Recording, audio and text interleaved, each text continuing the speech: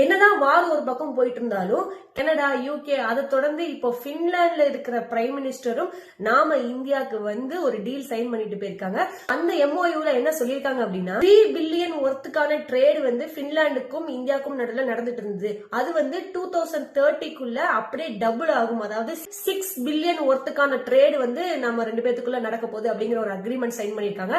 இன்னொரு ரொம்ப முக்கியமான விஷயம் 4G 5G தாண்டி இப்ப 6G அப்படிங்கிற ஒரு விஷயத்தை கூட பின்லாந்துக்கும் இந்தியாவுக்கும் நடுவில் நம்ம ஒரு சின்ன ஒரு பேச்சுவார்த்தை நடத்திட்டு இருக்கோம். சோ இந்த பின்லாந்துக்கும் இந்தியாவுக்கும் நடுவில் இருக்கிறதுக்கான டீல் எதை பத்தினதுன்னா டிஃபென்ஸ், ஸ்பேஸ், செமிகண்டக்டர்ஸ், ரொம்ப முக்கியமா இந்த நெட்வொர்க் டெவலப்பிங்ல தான் வந்து கான்சென்ட்ரேட் பண்ணிருக்காங்க. நோக்கியா, கோன் எலிவேட்டர், வாட்ஸில்லா இது எல்லாமே திரும்ப இந்தியாவுக்குள்ள பயங்கரமா வரப்போகுது அப்படிங்கிற மாதிரி எதிர்பார்க்கலாம். அதுக்கப்புறம் ரெண்டு நாட்டுக்கும் நடுவுல போயிட்டு வர்றதுக்கான இந்த விசா ப்ராசஸும் கொஞ்சம் ஈஸியா ஆற மாதிரி ஒரு அக்ரிமெண்ட்ஸும் போடப்பட்டிருக்குன்ற மாதிரி சொல்றாங்க.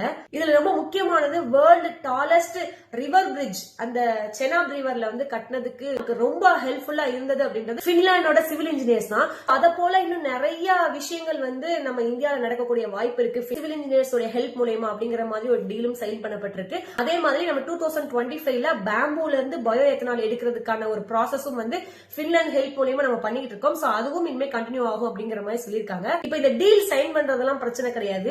பட் இதே மாதிரி தான் டீல் சைன் பண்ணி நம்ம யூஎஸ் கிட்ட மாட்டிக்கிட்டோமோ அப்படின்னு ரீசெண்டா ஃபீல் பண்ற மாதிரி ஒரு விஷயம் நடந்திருக்கு. சோ இந்த யூகே, பின்லாந்து, கனடா கூட அக்ரிமெண்ட்ஸ் போடும்போது பயமும் சேர்ந்தே எட்டி பாக்குது.